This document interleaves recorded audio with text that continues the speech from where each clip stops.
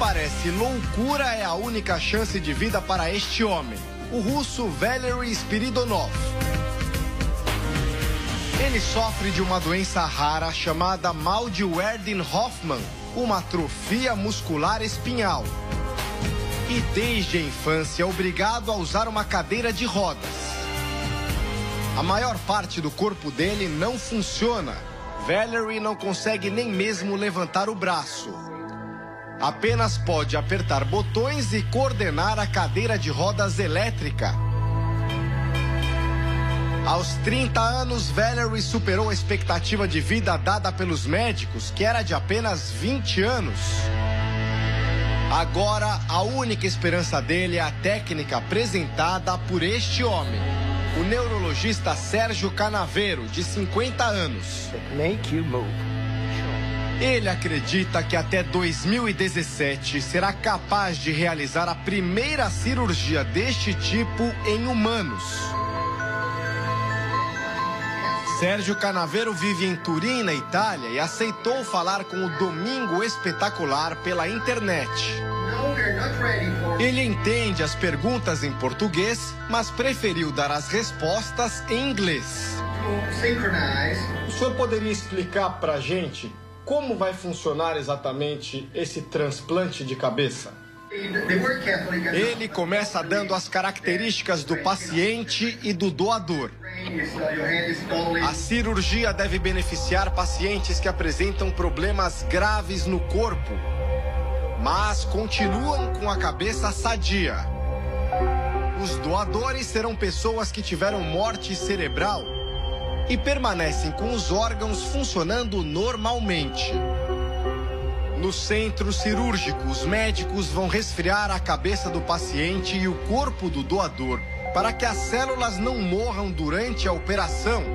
Cortes estratégicos serão feitos na cabeça de quem vai receber o corpo sadio. Em seguida, os cirurgiões vão ligar os principais vasos sanguíneos com a ajuda de tubos finos. E a parte mais delicada da cirurgia: a ligação do sistema nervoso do doador e do paciente. O Dr. Canavero pretende usar uma substância química que funcionará como uma cola. Depois disso, a pele do pescoço é costurada. O neurologista busca a ajuda da história da medicina para defender a cirurgia inovadora. Há 50 anos, por exemplo, era praticamente impossível imaginar um coração de uma pessoa pulsando no peito de outra. Em 2010, o mundo assistiu, pasmo, ao primeiro transplante total de rosto. Segundo o doutor, a cabeça de um paciente só pode ser transplantada para o corpo de um doador com altura e peso compatíveis. Diferença de idade não é um problema. Cérebros mais velhos ficariam rejuvenescidos em organismos mais novos. E o médico vai além. Diz que poderia até transplantar, por exemplo, a cabeça de um homem para o corpo de uma mulher. Quando eu pergunto sobre o pós-operatório, o neurologista explica como deve ser a recuperação do transplantado. Depois da cirurgia, o paciente vai permanecer em coma por 2 semanas. Durante esse tempo, eletrodos vão produzir estímulos na medula espinhal. As pequenas descargas elétricas ajudariam a desenvolver conexões entre o doador e o transplantado. A expectativa é que, ao sair do coma, o paciente conseguirá sentir o rosto e até falar, mas precisará de fisioterapia para voltar a andar. A técnica de usar partes humanas e descargas elétricas para devolver vida a um corpo lembra um dos personagens mais famosos da literatura e do cinema. Durante uma polêmica experiência, o Dr. Victor Frankenstein queria um ser usando partes de corpos de diferentes pessoas e usa uma descarga elétrica para fazê-lo viver. Good. A semelhança entre as histórias do doutor da ficção com a técnica do doutor da vida real é tanta que rendeu a ele o apelido de Doutor Frankenstein. Eu concordo, diz com humor. A ideia do Dr. Sérgio Canaveiro enfrenta muitas críticas da comunidade científica. Boa parte dos especialistas duvida que ele consiga completar o procedimento com sucesso. Além disso, existe a questão ética.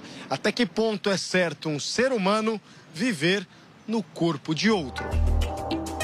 Para o neurocirurgião brasileiro Robson Amorim, a maneira como o paciente vai encarar o novo corpo pode desencadear crises de identidade. Um dos problemas que a gente tem que pensar é, por exemplo, se esse novo paciente, se desse tudo certo, se tivesse um filho, né? De quem que seria esse filho? Procedimento polêmico, caro e arriscado já foi testado em animais. Nos anos 50, um cientista soviético testou um transplante parecido entre cachorros vivos.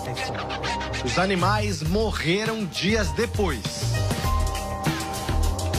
Em 1970, o médico americano Robert White testou o transplante em um macaco. Na época, os pesquisadores não conseguiram juntar as medulas do doador e do receptor. Depois da cirurgia, o animal não mexia o corpo, mas respirava com a ajuda de aparelhos e demonstrava reações faciais. O macaco morreu 9 dias depois porque o corpo rejeitou a nova cabeça. Qual é a chance de dar errado? O doutor Sérgio Canaveiro reconhece que qualquer técnica inovadora tem riscos. Mas acredita que terá sucesso no transplante em humanos porque desenvolveu uma forma de unir as medulas do paciente e do doador. Ao todo, 150 cirurgiões participarão da primeira operação. O custo é estimado em mais de 40 milhões de reais. O primeiro a ser submetido ao transplante vai ser Valery Spiridonov. Segundo o Dr. Canaveiro, ele se encaixa perfeitamente no perfil do paciente para o transplante. O corpo sofre com uma grave doença, mas a mente está sadia.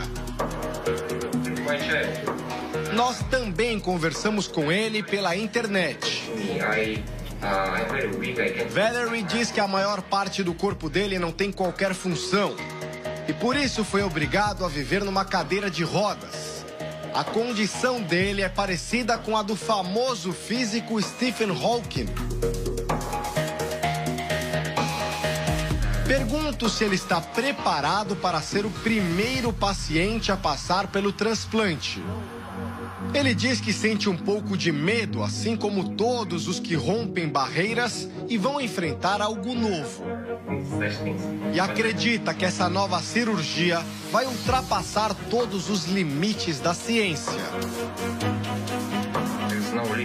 Ele não se importa como vai ser o corpo do doador.